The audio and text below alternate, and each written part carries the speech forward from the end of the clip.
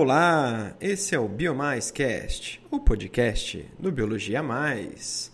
Esse podcast nós iremos falar sobre divisão celular, é uma revisão sobre mitose, ok? Vamos começar então. Para entender mitose é preciso entender o chamado ciclo celular. O ciclo celular é todo o período de vida da célula, desde o seu surgimento até a sua morte ou até a sua nova divisão celular. O ciclo celular é dividido em intérfase e divisão celular.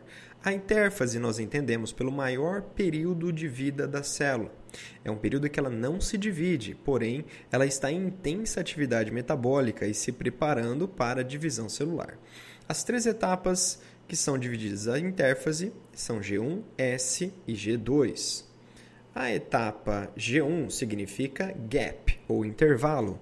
Nesta etapa ocorre uma intensa síntese de RNA e proteínas, ou seja, uma intensa transcrição e tradução, e, consequentemente, ocorre o crescimento da célula. Se for um organismo multicelular, essa célula cresce, atinge um tamanho estável e depois entra em divisão celular, ou não. Se for um organismo unicelular, essa célula cresce, aumenta de volume e depois ela se reproduz, se for o caso. A fase S é a fase de síntese de DNA, através do processo de duplicação ou replicação do DNA. E isso ocasiona a duplicação das cromátides. A partir daí, surgem o que nós chamamos de cromátides irmãs, ok? Depois vem a fase G2, que é a fase de síntese de RNA e proteínas também, só que menor quantidade, menor intensidade. Durante a fase G2, também ocorre a produção de ATP, tá, para a divisão celular e também a duplicação dos centríolos, ok? Existe também uma fase chamada de G0. Essa fase G0 fica entre G1 e fase S. Algumas células que não se dividem constantemente entram nesse período de G0 em que bloqueiam sua divisão, mas o metabolismo continua normalmente. Exemplo, os neurônios, o músculo cardíaco e o músculo esquelético. Outras células também passam de G0, período estacionário, para G1 quando necessário, ou seja, elas têm a capacidade de sair desse período estagnado, desse período estacionário, como é o caso dos hepatócitos, dos fibrócitos, das células renais, de músculo liso, do pâncreas, ovário, pulmão, endotélio e células ósseas. Ou seja, quando há necessidade, essas células que estão estacionadas e realizando sua função, elas simplesmente passam para G1, entram na fase G0 e entram na fase S e acabam realizando a divisão celular quando necessário. Neurônio, músculo cardíaco e esquelético, eles permanecem em G0 todo o restante de suas vidas, ok? Nós temos também ainda aquele gráfico, só lembrando, da variação da quantidade de DNA em relação à divisão celular. Tá? Então, a princípio, nós mostramos um gráfico que mostrava a quantidade de DNA representada pela letra C, iniciando sempre no período G1 com uma quantidade de 2C de DNA. A partir daí, nós vemos uma subida do gráfico, uma duplicação da quantidade de DNA na fase S, o S sobe, tá? E depois mantém-se constante durante a fase G2, durante a fase da prófase e da metáfase. Na fase da anáfase, há uma redução dessa quantidade de DNA, de 4C voltando para 2C, e depois se mantém em telófase. Então é importante frisar o seguinte: toda anáfase vai promover uma redução da quantidade de DNA. Toda anáfase promove uma redução da quantidade de DNA. A questão é que se for mitose, reduz apenas DNA. Se for meiose, nós podemos ter uma redução do número de cromossomos acompanhada com uma redução do número de DNA. Mas isso fica para o próximo podcast, tá? Então, lembrando que nós estamos falando da divisão celular, vamos falar da divisão da mitose nesse podcast. Outra coisa importante falar ainda sobre intérfase são os pontos de checagem. Os pontos de checagem, ou checkpoints, são pontos que durante o ciclo, tá, são verificados se tudo está ocorrendo da melhor maneira para que a célula prossiga no seu ciclo. Caso haja algo estranho, né, algo fora do padrão, pode ser que a célula seja interrompida, né, o seu processo seja retardado para que ela consiga reparar esse dano, possível dano que tenha ocorrido, tá, na sua estrutura. Então, durante os ciclos, os pontos de checagem verificam se os processos ocorreram corretamente e decide se a divisão continua ou não. O primeiro ponto de checagem é no final de G1. Se os fatores de crescimento estiverem ausentes, como hormônios e enzimas, a célula entra em G0, ou seja, se não tiver nenhuma indicação que esta célula precisa entrar em divisão, ela vai para G0 e fica estacionada. O segundo ponto de checagem é na fase G2. Na fase G2, verifica-se se a duplicação do DNA na fase S ocorreu corretamente. Tá? Se não ocorreu, nesse caso, ocorre um retardo do início da divisão, para que a célula possa reparar. Caso essa duplicação no DNA tenha ocorrido corretamente, ela é convidada a prosseguir para a sua divisão. O terceiro ponto de checagem seria lá na mitose, lá na própria divisão celular, principalmente depois da organização dos cromossomos na placa equatorial. Porque a organização dos cromossomos na placa equatorial é fundamental para que a anáfase ocorra corretamente, a separação das cromátides irmãs ocorra sem nenhum problema. Então, lá na mitose, verifica-se se o posicionamento dos cromossomos na placa está correto, para aí sim continuar a divisão. Qualquer erro nesses pontos, a célula tem um retardo ali na sua divisão, no seu ciclo, para que o problema seja checado, tá bom?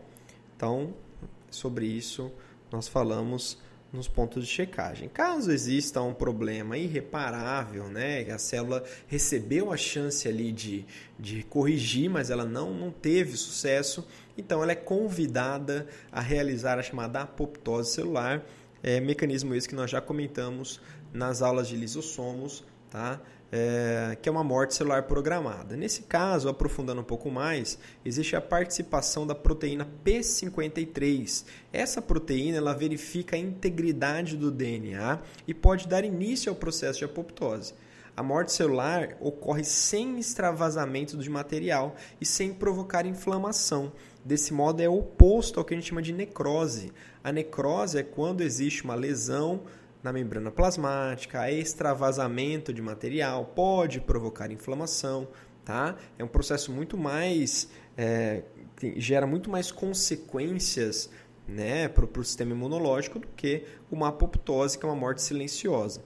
A inativação da proteína P53 ela pode ter relação com o câncer. Por quê? Em células cancerígenas ou células que apresentam comportamento diferenciado, né, que promovem uma divisão irregular, a proteína P53 verifica isso e induz a apoptose. Então, muitas vezes, se essa proteína P53 está inativa, devido a uma inativação gênica, por exemplo, essas células com comportamento duvidoso, com uma divisão celular descontrolada, que em outros momentos seriam inibidas, seriam canceladas, seriam destruídas por apoptose, elas acabam não tendo quem a fiscalizar e acabam, por exemplo, progredindo para um câncer. Tudo bem? Então, a diferença entre necrose e apoptose é uma morte celular programada, enquanto interna, né, geralmente é genética, vem de dentro para fora, iniciando com a ativação do DNA, formando corpos apoptóticos que depois serão fagocitados pelos macrófagos. Enquanto que a necrose geralmente é provocada por um dano celular que leva à ruptura da membrana, extravasamento de conteúdo e, consequentemente, inflamação. Beleza? Sobre a mitose, é uma divisão equacional, cujo símbolo é a letra E e um pontinho de exclamação, certo? Pode ser dividida em 4 fases. Uma célula-mãe origina 2 células filhas com o mesmo número de cromossomos, mantém-se o número de cromossomos constantes, aumenta-se a quantidade de célula e a mitose é para o crescimento do indivíduo pluricelular e para a reprodução dos indivíduos unicelulares, certo? Ocorre na embriogênese, ou seja, na formação do embrião, para o crescimento do indivíduo, para a manutenção do corpo e para a cicatrização. A mitose é dividida em 4 fases e tem aquela frase que a gente utiliza para lembrar, que é prometo, ana, telefonar, prófase, metáfase, anáfase e telófase. A prófase, nós podemos resumir da seguinte forma: protos quer dizer primeiro, é a primeira fase da divisão celular onde ocorre. Aí eu separei 6 tópicos para ficar fácil da gente identificar. Então, primeiro, ocorre a migração dos centríolos duplicados para os polos das células, centríolos esses duplicados lá na fase G2.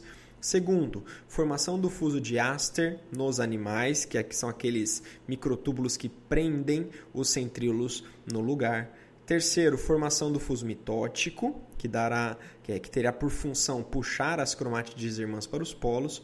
4. Início da condensação dos cromossomos. 5. Desaparecimento do nucleolo. E 6. Fragmentação da carioteca. Após essas etapas estarem concluídas, a prófase chega ao final, dando início a uma pré-metáfase, né? E a metáfase propriamente dita. Tá? A metáfase é a segunda fase, onde meta significa meio. É o meio, né? Não necessariamente o meio da divisão celular, mas os cromossomos se posicionam no meio da célula. Acho que fica isso mais fácil para a gente identificar. É a melhor fase onde a gente consegue visualizar os cromossomos, porque eles apresentam um grau máximo de condensação.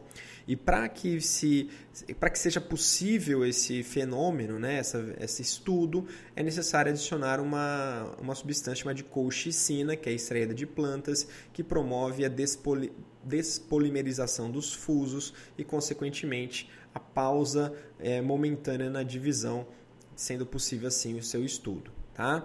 Dividi a metáfase em 3 tópicos. O primeiro, o fuso mitótico captura os cromossomos pelo cinetócoro. Lembrando que o cinetócoro era aquele disco próximo ao centrômero, de onde partiam também fusos que encontravam os fusos vindo dos polos. Tá? A partir dessa conexão, o cinetócoro começa a digerir esses fusos, fazendo com que as cromátides irmãs migrem para os polos na anáfase. Segundo tópico, os cromossomos totalmente condensados são posicionados na região equatorial da célula. Terceiro tópico, o conjunto de cromossomos estacionados na região mediana da célula é denominada placa metafásica ou placa equatorial, que é característica da metáfase, aquele desenho dos cromossomos alinhadinhos, um embaixo do outro, eles não ficam lado a lado. Cada cromossomo está duplicado e ligado aos 2 polos celulares. Isso é importante frisar, tá? Próxima etapa é a anáfase, onde ana significa separação, e eu dividi em 3 tópicos. Primeiro tópico ocorre a divisão dos centrômeros. Os centrômeros haviam se duplicado durante esse processo para que cada cromátide irmã ficasse com seu próprio centrômero. Tá? Existem proteínas chamadas de coesinas que ligam as cromátides irmãs, como um velcro, que nesse momento há uma ruptura. Segundo tópico, migração das cromátides irmãs para os polos das células, puxadas pelas fibras do fuso, ajudadas também pelo cinetócoro. Tá? Terceiro tópico, momentaneamente a célula fica com 4N, porque agora cada cromátide passa a ser um cromossomo. Elas são promovidas a cromossomo. Antes elas eram apenas cromátides irmãs, que pertenciam a um único cromossomo, e depois que elas se separam, cada uma delas passa a ser um cromossomo. Então, se nós tínhamos 2N igual a 4 cromossomos duplicados, nesse momento em que as cromátides irmãs se soltam, passamos a ter 8 cromossomos simples, né? Então, momentaneamente, a célula ficaria com 4N cromossomos, que depois vão 2Ns para cada polo. Tá? E, por fim, a última etapa da mitose é a telófase, onde telos significa fim, final. Lembre-se do cromossomo telocêntrico, onde o centrômero estava no final do cromossomo. Tá? Nessa telófase, tudo que acontece aqui é oposto ao que acontece na prófase. Então, nós temos os cromossomos se descondensam, voltando à forma de cromatina, o fuso mitótico se desintegra, formam-se novas cariotecas envolvendo os cromossomos, né? Cada bloco de cromossomo barra cromatina nos polos, então formam-se 2 novas cariotecas ali. Então, nós temos nesse momento uma célula com 2 núcleos localizados nos polos. O nucleolo volta a aparecer, porque como a cromatina se reativou, os genes dos cromossomos satélites ali estão produzindo RNA ribossômico e o nucleolo volta a aparecer nesse momento. A carioteca também, né, como eu acabei de comentar. E, finalmente, para encerrar a telófase, ocorre a citocinese, que é a divisão do citoplasma, e separa esta célula, que nesse momento tem 2 núcleos, em 2 células com um núcleo apenas cada uma. Tá? Então, essas foram as etapas características da divisão celular: mitose, prófase, metáfase, anáfase e telófase. É importante identificar cada uma delas, tá? Existe uma diferença importante também entre a mitose na célula animal e na célula vegetal. Lembrando que a mitose animal é astral, ou seja, possui centríolos e formam áster ao seu redor. E a citocinese animal, ela é feita por estrangulamento da membrana de fora para dentro, que nós chamamos de citocinese centrípeta. Já a célula vegetal possui mitose anastral, ou seja, não possui centríolos e não há formação de áster, porém, existe a formação de fuso de divisão, porque a célula vegetal não tem centríolo, mas tem centrosomo, que é o local onde os fusos se organizam.